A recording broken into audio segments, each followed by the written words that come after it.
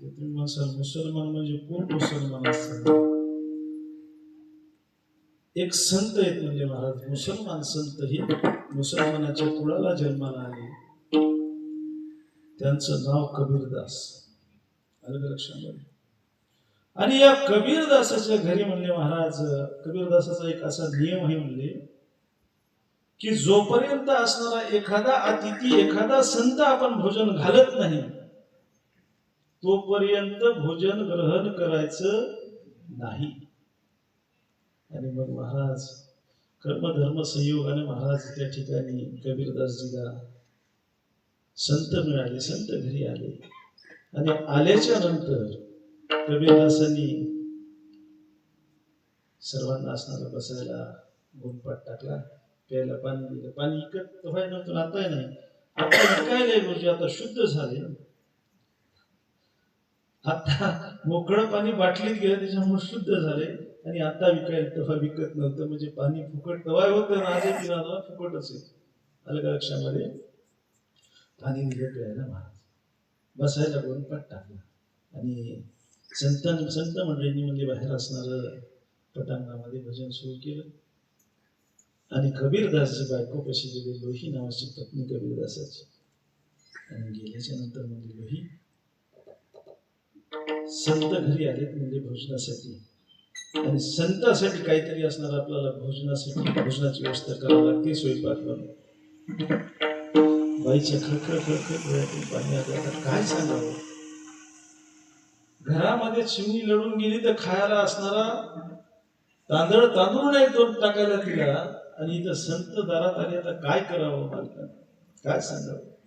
जड अंतकरणानं महाराज त्या लोई नावाच्या पत्नीनं कबीरदासाला सांगितलं, महाराज तुम्ही संतच घरी आणलेत हो, भोजन आपल्याला करायचंय, माझी प्रामाणिक इच्छा आहे भोजन द्यायची, पण काय करावं महाराज, घरामध्ये अन्नाचा कण नाही, अन्नाचा कण नाही.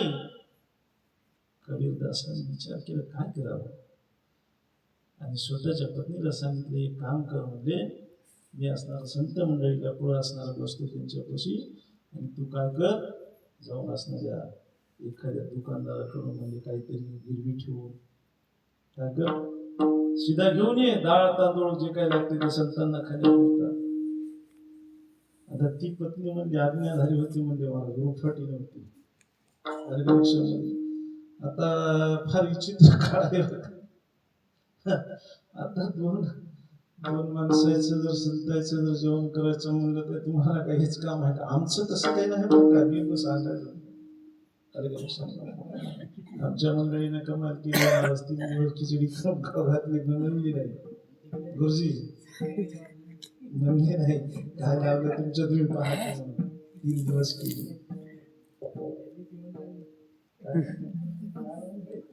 अरे वा, असं.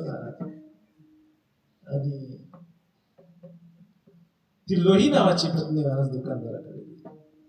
आणि दुकानदाराकडे गेल्याच्या नंतर दुकानदाराला म्हणली, माझ्या घरी संत जेवायला आले, महाराज मला थोडस राशन द्या, थोडस राशन द्या. किती द्या? फक्त संतापुरतं द्या माझ्यासाठी. जर असं विचित्र स्वभावाचं होतं माझ्या. कोण? दुकानदार. तुझ्यापाशी आहेच काय, तू देशील काय म्हटला?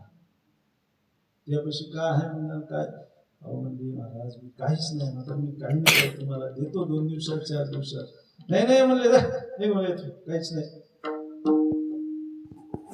मग असणारा तो दुकानदार म्हणला, एक काम कर म्हणला लोई, आता तो लईच अर्जंट दिसायला म्हणला, ते कुठले आलेत लोक त्याला जेव घालायचं, तुला मी राशन देतो म्हणले, पण एक काम करावं लागेल म्हणजे तुला माझ्यासोबत रक्त व्हावं लागेल. पाहिजे अन्नाला काटा आला, मला डोळ्यातून धडधडा पाणी आलं. काय करावं काही कळत नव्हतं. पण डोक्यामध्ये एकच विचार होता, माझ्या मालकानं सांगितलं लोही काहीतरी गहाण ठेव, पण संतांसाठी भजून घेऊ, असं म्हणजे डोक्यामध्ये विचार आला. आणि विचार आल्याबरोबर असणारा त्या लोहीनं असणारा म्हणले, महाराज ठीक आहे म्हणजे तुमची इच्छा सांगा म्हणजे काय. ठीक आहे म्हणजे तुम्ही रात्रीच्या प्रसंगाला म्हणजे 12च्या पुढे या म्हणजे. कोण? हे वासनाधीन असणारा दुकानदार. काय म्हणे, रात्रीच्या 12च्या पुढं या असं सांगितलं. बाईनं असणारं मजबुरीमध्ये असणारं ते पूर्ण राशन घेतलं महाराज. आणि राशन घेतल्याच्या नंतर सायंकाळची वेळ होती, भोजन झालं. सर्व संत मंडळीला असणारं सुखानं असणारं भोजन खाऊ घातलं. सर्व संत मंडळी शांत झोपली. आणि झोपल्याच्या नंतर महाराज कबीरदासजीला असणारं आतमध्ये बोलून घेतलं पत्नी. आणि बोलवल्याच्या नंतर महाराज त्या ठिकाणी मालकाला सांगू लागले, मालक मी राशन आणलं मालक मी, पण असणारं माझ्याकडून एक असणारं विचित्र असणारं वचन गेलं मालक. त्याला असणारं मला तुम्ही तर काय मात्र भगवंत सुद्धा माफ करणार नाही. असं कोण म्हणे, कबीरदासजीची पत्नी म्हणे. असं म्हणल्याच्या नंतर कबीरदासजी म्हणले, अरे म्हणले तू काय केलंस, काय असं काय वचन दिलंस सांग की मला. त्यावर सांगितलं, मालक तो दुकानदार मला असं असं बोलला, रात्रीच्या प्रसंगाला तू माझ्याकडे ये तरच सामान देतो. कबीरदासजीने असणारं रामचंद्र प्रभूचं नाम घेतलं आणि म्हणले ठीक आहे, म्हणले त्यात काय असं काही नवल आहे म्हणले त्याच्यामध्ये. इसतन धनी की कोण पर आई देखत नाही ना मिट्टी मिलाई. अरे या देहाचं काय, हड्डी जले जैसे लकड़ी की मोली, बाल जले जैसी घास की पोली. आपने खातिर महल बनाया, आप ही जाकर जंगल सोया. कही तो कहता कबीरा सुन मेरे गुनिया, आप मरे पीछे डुबी. अगं या नाशिवंत देहाचं काय घेऊन बसलीस म्हणले तू. आणि तू त्याला शब्द दिला तर असं कोणचा मोठा त्याने तीर मारणार आहे म्हणे, त्याचाही जीव जाणार आहे, ते जाणार आहे, तुझाही जाणार आहे म्हणले, काही ताण घेऊ नको. आणि कबीरदास महाराजांनी काय केलं म्हणजे महाराज, एक पातळ होतं ठेवणीतलं म्हणले महाराज. आणि सुंदर असणाऱ्या पत्नीला पातळ नेसवलं, आपल्या स्वतःच्या बायकोला पातळ नेसवलं. आणि नेसवल्याच्या नंतर प्रसंग असा म्हणजे महाराज, अंधारी रात्र वरून पाणी पडत होतं, झिमझिम झिमझिम पाणी चालू, अंधारी रात्र. आणि आता जर पत्नीला जर असं वाट लावून देऊ तर पत्नीचं अंग भिजणार. कबीरदासजीने काय करावं म्हणसाल महाराज, तर असणार घोंगट अंगावर टाकलं आणि स्वतःच्या बायकोला खांद्यावर घेतलं आणि खांद्यावर घेऊन असणार म्हणले त्या दुकानदाराच्या असणाऱ्या त्या समोरच्या व्हरांड्यामध्ये जिथं पाणी लागणार नाही अशा ठिकाणी त्या माऊलीला ठेवलं.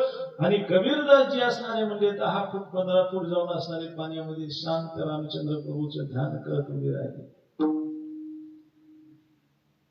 12-1चा टाइम असं महाराज प्रसंग भरून धूम धूम धूम धूम पाणी पडायले, विजाचा कडकडाट आहे. आणि बाईने कडी वाजवली. कडी वाजवल्या बरोबर असणारा दचकला आतमध्ये, कारण याच्या मनामध्ये पाप होतं ना महाराज. दचकन उठला आणि बघितलं तर म्हणले असणारी अप्सरे समान दिसणारी ती स्त्री महाराज लोली नावाची असणारा म्हणले सुंदर असणारा म्हणले धोत असणार पातळ अंगावर आणि असणारी तिचं असणारं तेज असणारं मावत नव्हतं. आणि असणारं हे बघितल्याच्या नंतर महाराज लट लट लट लट लट कापू लागला. आणि कापला आणि कापल्याच्या नंतर म्हणले तुम्ही आल्या इथं कशा आल्या म्हणल्याच्या नंतर म्हणे माझ्या मालकानं आणून सोडलं. मालक कुठे म्हणजे तिथे. आणि महाराज असणारा हा डोळे फाडू फाडू फाडू फाडू फाडू बघू लागला. पुढं कबीरदासात अंधारात दिसत नव्हते, कडाड दिशा वीज चमकली आणि दोन्ही कटीवर कर ठेवलेला माझा पांडुरंग परमात्मा त्या ठिकाणी महाराज या पाप्याला दिसला. बघा कशासाठी सांगायला, संदर्भ कसा लावायचा सांगतो. ज्यानं असणार आपल्या पत्नीची मागणी करावी आणि त्या दुष्ट आत्म्याला असणार म्हणले महाराज संतांनी भगवंताचं दर्शन घडून द्यावं याच्यापेक्षा मोठी दया कुठली आहे? याच्यापेक्षा मोठी दया. शरण आला महाराज, शरण आला कबीरदासनीच्या आणि म्हणला महाराज चुकलो म्हणला महाराज. आणि असणार म्हणले महाराज त्या ठिकाणी त्याचाही अंगीकार केला. अंगीकार ज्यांचा केला नारायणी,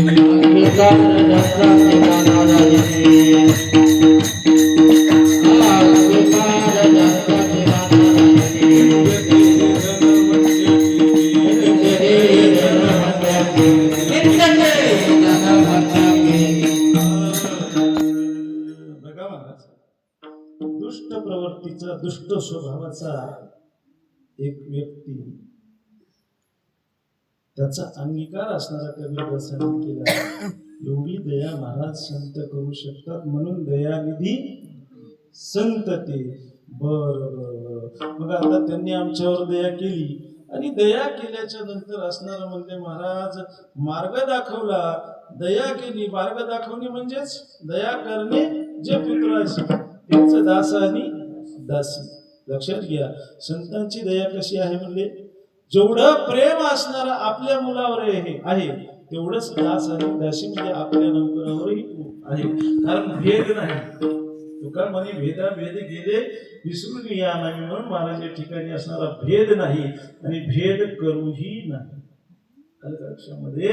म्हणून त्या ठिकाणी महाराज मार्ग दावून गेले. ते दयानिधी होते आणि त्यांनी तोच पंथ सांगितला की त्याच पंथानं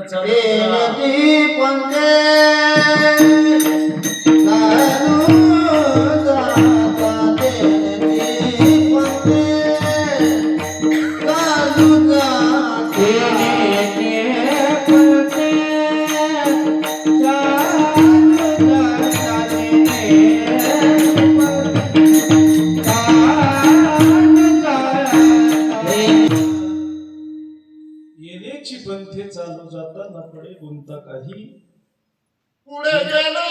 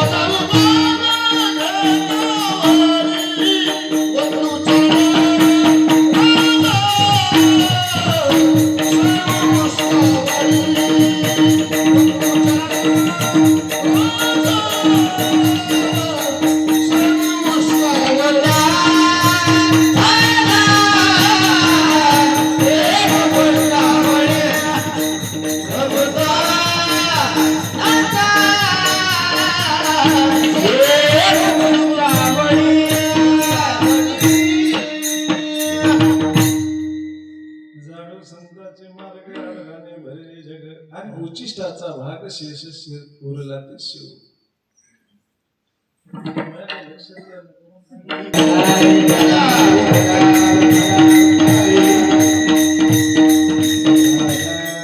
येण्याची पंथे चालू जातात न पुढे गुंता काही कुठे. महाराज कलियुगामध्ये जेवढे संत तेवढे पंथ असं झालं ना बा. मग असणारा या ठिकाणी म्हणतात येण्याची पंथे चालू जाता न पुढे कोणता काही कुठे. एक महाराज शाक्तोपंथी होता. शाक्तोपंथी म्हणजे देवीचा भक्त. आई ग अंबाबाई तुला सोन्याचा गजोबा आणि तुझ्या दर्शनाला कोल्हापूरचा राजा उभा. देवीचा भक्त कर्म धर्म संयोगान गुरुजी हरभऱ्याचं होतं शेतात खळ सुरू. आता हरभऱ्याचं खळ शेतामध्ये आता याला सांगायचं गड्याला की बाबा काय कर हरभरे भर आणि पोते शिव. काय सांगायचं हरभरे भर आणि पोते शिव. आता हरभरे म्हणून तर हरीचं नाव यायला शिव म्हणून शिवाचं नाव यायला पक्का शाक्तोपंथी महाराज. गड्याला बोलवलं. अरे म्हणलं एक काम कर शेतात जाय चणे मने भर आणि ताना तुम्ही कर. मात्र असा म्हणला नाही हरभरे भरण पोते शिव काहून तर भगवंताचं पांडुरंगाचं भगवान शिवशंकराचं नाव मुखाला येईल. म्हणजे एवढे कट्टरपंथी बी लोक जगाच्या पाठीवर आहेत महाराज. आलं लक्षामध्ये.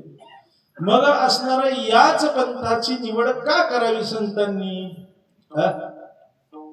येण्याची पंथे चालू जाता कुठल्या पंथाला वैष्णव संप्रदायाचा वैष्णव पंथाने चालत जावं. का जावं कारण इथं असणार काय आहे तर खंडोबाय आहे. आलं का लक्षामध्ये? प्रथम तुम्हाला सांगतो, खंडेराया तुझ करीते नवस. इथं खंडोबा आहे, इथं दत्तोबा आहे. दत्त माझी माता, दत्त माझा पिता, बहीण बंधू चुलता दत्त माझा. बरोबर आहे का? एका जनार्दनी दत्तची विसावा न विचारिता गावा जावी त्याच्या. दत्त माझे गुरु, दत्त माझे तारू, उतरावी पहिला पारू दत्त राजा. इथं दत्तही आहे महाराज. इथं शिवभोळा चक्रवर्ती, त्याचे पाय माझी चित्ती. इथं भगवान शंकर मी हे. अरे इथं 33 कोटी देव आहेत महाराज. आलं का लक्षामध्ये? इथं काही भेद आहे का? काहीच भेद नाही. इथं संत सजनी मांडले दुकान, जयाचे पाहिजे ते मिळेल. या ठिकाणावर म्हणजे जे माल पाहिजे ते आहे. आलं का लक्षामध्ये? म्हणून येण्याची पंथे चालू जातात. प्रत्येकाला आपल्या आपल्या आवडीनुसार सवडीनुसार परमार्थ करता येवा असा परमार्थ म्हणजे वैष्णव संप्रदाय. न लगे दंडन मुंडन, न लगे तीर्थाचे भ्रमण, कसल्याच प्रकारचं असणारं म्हणले महाराज. इथं असणारं बंधन आहे का? नाही. काळ वेळ नाम उच्चारिता नाही, दोन्ही पक्ष पाही उधरती. एक जण महाराज भागवत सांगताना म्हणला, लगीला गेलं तरी स्नान करून यावं. आणि मधल्या सुटीत हेच उठून आला, घोडा केला नाही, जाऊन भागवताला बसला. बरोबर. पण इथं असणारं म्हणजे न लगे आंघोळी तोंड धुवावे, अर्थात साड जीवे. आलं का लक्षामध्ये?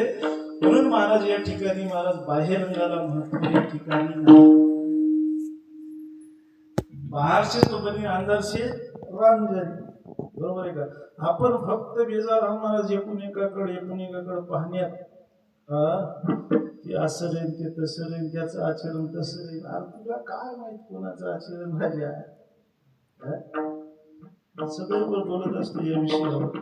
ज्यानं एखाद्या गोष्टीचा अनुभवच घेतला नाही. बरोबर. नपुसकाशी कैसे पद्मिनीचे सोहळे आणि वाजेचे डोळे कैसे होतील त्याने सांगावं. दालनात पालयंती भार्या. तुला भार्याच कोठ आहे? तू काय सांगतोस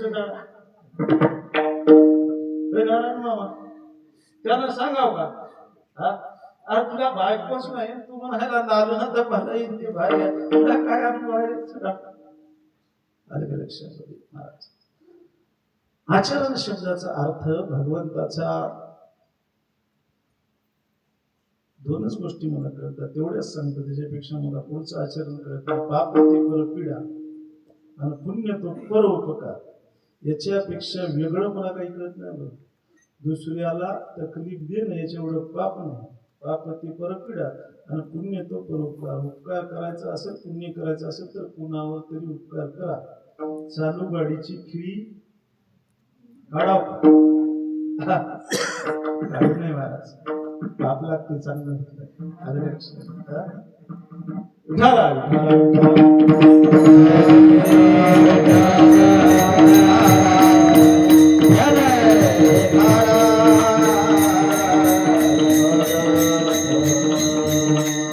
महाराज येण्याची पंथी चालू जाताना जीवनामध्ये याच पंथानं चालत जात असताना कुणाचा तरी जीवन आदर्श घ्या. जीवन कसं आहे? आदर्शमय आहे. आताच महाराजांनी प्रमाण दिले की ज्या मार्गाने संत गेले त्याच्या पाऊल पुन्हा पहा, त्याच्या मागे मागे जा. त्याच्या मागे जाणं म्हणजे त्याचा आदर्श घेणं. बरोबर आहे? असणार आपणही आपल्या जीवनामध्ये कोणाचा तरी आदर्श घेऊ. बरोबर आहे का? आपल्या बापाचा घेऊ, माणसा घेऊ. आदर्श घ्यायला माणसे आदर्शच लागतील ना. बरोबर आहे की नाही? बाह्यरंग वेगळा आणि अंतरंग वेगळा. अरे तुम्ही बाह्यरंगाने सुधीरात, अंतरंगाने काय सुधीर असाल पाहिजे? खरं आहे खोट आहे? बरोबर आहे? तुम्ही कोणाकडे डोळ्यानं चांगलं पाहत ना, वाकड्या सजरानं पाहता तुम्हाला चांगलं काही दिसत नाही, सगळं वंगळत दिसते. आता तुम्ही बाहेरूनच करळ दिसायचं, आतून मोठं सरळ घालणार. खरं आहे का? म्हणून अंतरंगानं सरळ व्हा, बाह्यरंगानं सरळ व्हा आणि असणारा आदर्श घ्या. पण आदर्श घेत असताना त्याची चाचपणी करावं लागेल महाराज. कुणाचा आदर्श घेऊ नका. आताच म्हणलो बापाचा आदर्श घेऊ. बाप जर समजा या तोंडानं कुणाला सुद्धा बोलत नसेल तर त्याचा काय आदर्श घ्यावा? भवा राहू द्या की कुणाचा राहू द्या, मला काही त्याचं काही घेणे नाही. बाप म्हणजे बाप, बरोबर आहे. ते जर सुद्धा बोलतच नसेल कोणाला, कसं त्या सराट्याच्या काट्यासारखं कसं टाका त्याची आरीवरीच, अशाचा काय आदर्श घेऊ? आणि अशाचा जर आदर्श घेतला समजा एखाद्या लेकानं तर काय होईल? बाप तसा लेखन खान मोठा एक. अशा बापाचा आदर्श घेवा का? मुळे घेवा का नाही? व्हाय जरी असलं तर मी घेऊ नये. मग कमीत कमी माईकडे तरी पाहू. माईचे तरी असणारे गुण चांगले असतील. लक्षात घ्या मावले हो, जिच्या हाती पाळण्याची दोरी तीच जगाला उद्धारी. अलग लक्षामध्ये परमार्थ टिकला मायमावल्या टिकला. अरे कमीत कमी माईचा आदर्श घ्या. माईचा आदर्श पटत असेल तर संतांचा घ्या. संतही तुम्हाला जर निके भेटले नाही तर ग्रंथाचा आदर्श घ्या. अलग लक्षामध्ये आणि असणारा आदर्श घेऊन जीवन वा वा वा वाजवा त्याच्या मनावर तरी असं पटायला काय काही चुकीचं असलं तर तुम्ही बोलते त्या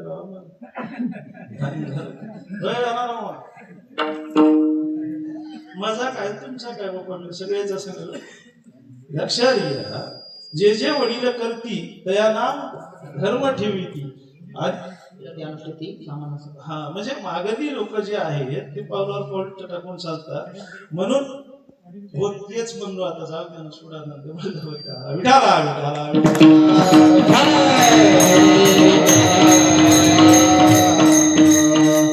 हिरेची पंथी चालू जाता न पडे गुंता काही कुठे. याच पंथानं चालत जा बाबा आणि या पंथामध्ये तुम्हाला सर्व काही मिळेल. अलग लक्षामध्ये या ठिकाणी असणारं म्हणजे भक्ती आहे, मुक्ती आहे. नलगे मुक्ती धन संपदा संत संग देई सदा.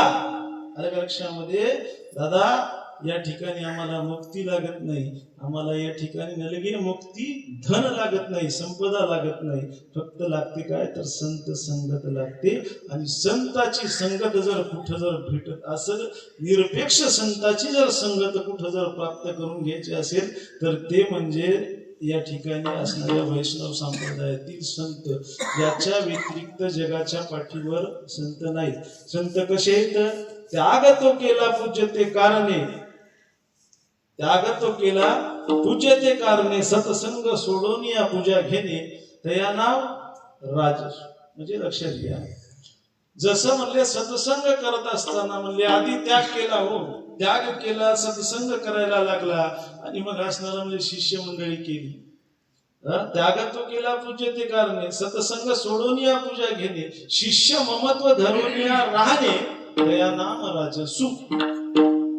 राजा हो या ठिकाणी या वैष्णव संप्रदायामध्ये नाथबाबा असतील, नामदेवराय असतील, तुकोबाराय असतील, चोखोबाराय असतील, उघडा मंत्र सांगितला रामकृष्ण हरी, रामकृष्ण हरी, रामकृष्ण हरी. अंगावरती काय म्हणतात ते दस्ती टाकणे नको, कानात मंत्र देणे नको. उघडा मंत्र आहे वैष्णव संप्रदायाचा रामकृष्ण हरी विठ्ठल केशवा. मंत्र हा जपावा सर्व काळ, त्याच्या वेगळा मंत्र नाही. म्हणून असणाऱ्या जीवनामध्ये काहीतरी आदर्श घ्या आणि याच पंथानं चालत जा. आणि याच्यामध्ये अनेक असणारे अडफाटे येतील. अभंगाचं तिसरं चरण Ah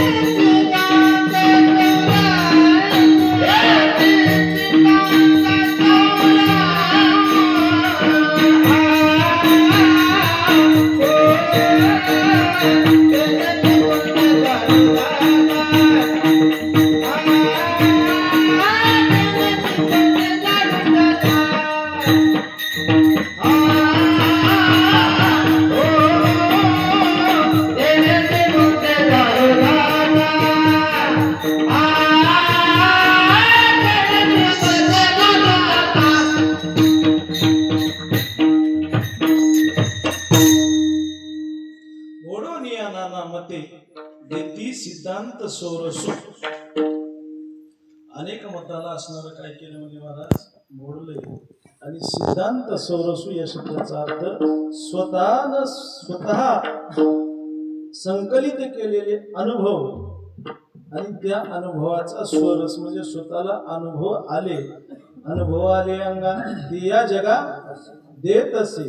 संतांनी उठलं की सुटलं काही असलं की उचललं की टिकवलं नाही बरं का महाराज. आता आम्ही उठलं की सुटलं मनानच काही भरडायला सुरुवात केली महाराज. लक्षात घ्या. मोडोनिया नानामध्ये देती सिद्धांत सोरसू म्हणजे बाबा अनेक असणारे या कलियुगामध्ये अनेक जण येतील, अनेक असणारे मत त्या ठिकाणी मांडतील. आलं का लक्षामध्ये. आताच मी प्रवचनामध्ये दुपारा प्रमाण होऊन गेलं. मंथोनी नवनीता तैसे जे अनंता आणि वाया व्यर्थ कथा सांडी मार. आता शब्द काय आला म्हणजे इथं वाया व्यर्थ कथा म्हणजे कथेमध्ये काही गोष्टी व्यर्थ येतील भविष्यामध्ये.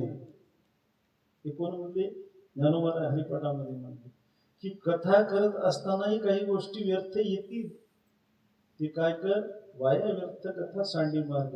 मग तो मार्ग सोडून दे आणि काय कर? तो मार्ग ते मत बाजूला ठेवून दे की जेवढंच जे असणार आपल्या आवाक्यामध्ये नाही. मग त्याच्यासाठी काय करावं लागेल? स्वतःच आपल्याला आपल्या बुद्धीचं परिवर्तन करून घ्यावं लागेल. आणि बुद्धीचं परिवर्तन मी दुपारा पण सांगून गेलो प्रवचनामध्ये. परमार्थातून काय प्राप्त होतं? आलं का लक्षामध्ये. परमार्थामध्ये फक्त आणि फक्त सदसद विवेक बुद्धी प्राप्त होते. आलं का लक्षामध्ये. बाकी बुद्धीचा लक्षात घ्या. बाकी ह्या गोष्टी तर सोडून द्या. हे गौण आहे तो. प्रारब्धेची वाढे धन आणि प्रारब्धेची वाढे मान. प्रारब्धाशिवाय काही प्राप्ती आहे का? काहीच प्राप्ती नाही प्रारब्धाशिवाय. पण आपण असणारा प्रारब्धाला खेटे मारतो आणि असणारा आपल्याला नेमकं कसं आमची अवस्था कशी आपल्याला जमन आणि दुसरी असं देखवण. कुत्र्याला गती आणि माणसाला प्रगती. देखवते काम नाही देखत राजा. आता लक्षात घ्या. महाराज आदरणीय महाराजांचं ज्ञानेश्वरी पारायण चालू. संस्कृत असणारा वाचणं एवढं सोपं आहे का महाराज? अनेक दिवस घासावं लागते महाराज. अनेक दिवस घासून संस्कृत मग ज्ञानेश्वरीचं चिंतन आणि नंतर मंथन करून पुढे जगाला सांगता येते. तो सांगता येत नाही. ती सिद्धांत सोरसू स्वतःच्या अनुभवानं बोलावं लागते. सगळंच काही असणारं पुस्तकातलं घेता येत नाही. पुस्तकात सगळं करेक्ट मिळते असं काहीच नाही. किती पुस्तकं वाचल्याच्या नंतर पाहून शिकता येईल म्हणालो मी. हो म्हणजे तुम्ही मला थोडस जेव्हा कन्फर्म आहे. आता किती पुस्तकं वाचल्यानंतर पाहून शिकता येईल? नाही ना महाराज. आता जाऊ दे ते सांगत नाही दृष्टांत. तरी धावता सांगतो. विद्वान पंडित नावे तुमचं नावाड्याला म्हणला काय तुझं जीवन व्यर्थ गेलं रे. म्हणला आपला बकडे मी झाले. म्हणला काय फालतू तुझं जीवन. महाराज नाव फुटल्यावर म्हणला महाराज तुम्हाला पोहता येते की नाही? ते म्हणला पोहता येत नाही म्हणजे तुमची एवढी विद्वत्ता पाण्यात गेली की म्हणला आता पुढे आली की म्हणला पाणी नाव फुटली महाराज पाण्यात बुडायला. लक्षात घ्या. म्हणजे का सांगायचं की अनुभवाशिवाय काहीही कुठलीही गोष्ट सांगता येत नाही. म्हणून काय मोडोनिया नानामध्ये देती सिद्धांत सोरसू. आलं का लक्षात. अनेक मताला असणारं मोडलं आणि स्वतःचा असणारा सिद्धांत जो आहे तो संकलित केला. अनुभव संकलित केला आणि या जगाला मोडोनिया वाटा सूक्ष्म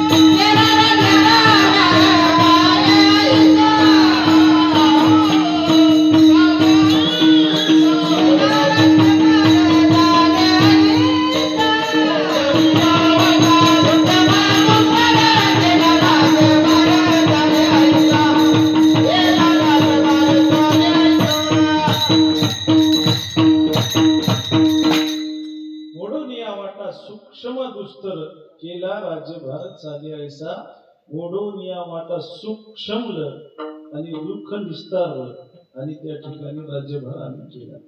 ओढवनिया वाटा सूक्ष्म दुस्तर केला राज्यभार चाले ऐसा. लक्षात घ्या, मताचं असणारं मोडवनिया नाना मते.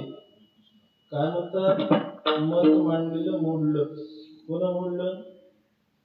सामान्य व्यक्तीनं मांडलेलं मत संतांनी मोडलं. संतांनी मांडलेलं मत सामान्य माणसाला मोडण्याची ताकद आहे का म्हणाय तुम्ही? दीड आभार पाठ असणारा महाराजांना कितव्या दिवसाच कीर्तन करावं ठरवायची त्याची लायकी आहे का? बरोबर नाही. महाराज काही कोणाला बोलत नाही, पुरस्कारातून काढून टाका. फक्त एवढंच सांगतो, देतो तीक्ष्ण उत्तरे तुमची व्हावे अशी गोष्ट. आलं का लक्षामध्ये?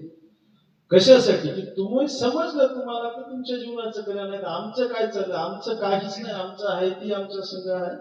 प्रारब्धीची जोडी धन, प्रारब्धीची वाढी मान. कोणी कमी केल्यानं सूर्याला तळ हात लावल्यानं सूर्य आपल्याला दिसत नाही महाराज, पण सूर्याचा प्रकाश झाकत नाही. आलं का लक्षामध्ये? म्हणून आपण कुणाच्या जीवनामध्ये जर ढवळाढवळ केली तर भगवंत आपल्या जीवनामध्ये ढवळाढवळ करतो. त्याच्यासाठी विचारपूर्वक वागा. आलं लक्षात? ओढून या नानामध्ये देती सिद्धांत सर्वसू. अधिकारी व्यक्ती असेल, त्याला जर एखाद्या विषयाचा अनुभव असेल तर त्यानं मांडलेला, एखाद्यानं चुकीचा निर्णय मांडलेला त्याला मोडण्याचा अधिकार आहे. पण एखाद्या समजा अनुभवी व्यक्तीने जर एखादा विषय मांडला तो सामान्य माणसानं मोडू शकत नाही, कारण त्याला त्याचं काय ज्ञान आहे. लक्षात घ्या, कीर्तन लई चांगलं झालं, लई चांगलं झालं 10 जण म्हणले, पण तुला कीर्तनच करणं गेल्यावर चांगलं झालं म्हणण्याला काय होय? अरे ज्याला कीर्तन कळालं तशा असणाऱ्या एखाद्या तत्ववेत्यानं म्हणलं महाराज करेक्ट झालं. आलं का लक्षामध्ये?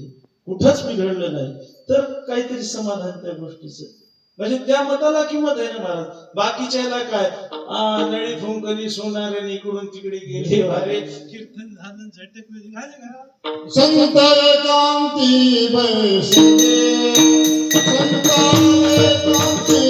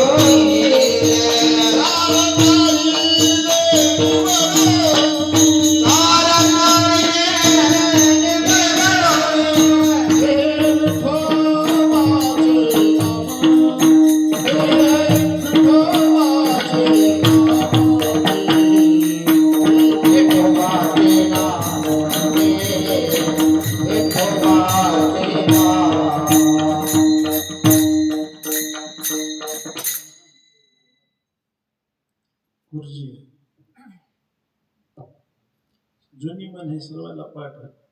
शहाण्याचा नौकर व्हावा म्हणतात आणि गाढवाचा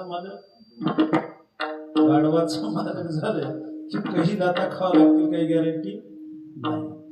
तसंच हे महाराज, कधी संगत चांगल्याची करावी, चांगल्याच्याच संगतीमध्ये जीवन काढावं आणि अनुभवानं माणूस मोठा होतो. हे सिद्धांत प्रकारानं त्या ठिकाणी सांगायला येतो. मोडोनिया नानामध्ये देती सिद्धांत स्वरसू, स्वतःच्या अनुभवानं सांगतो असं संत म्हणतात. आणि संत कसे आहेत महाराज? तर दयावंत आहेत आणि कृपा सिंधू आहेत. निळावणे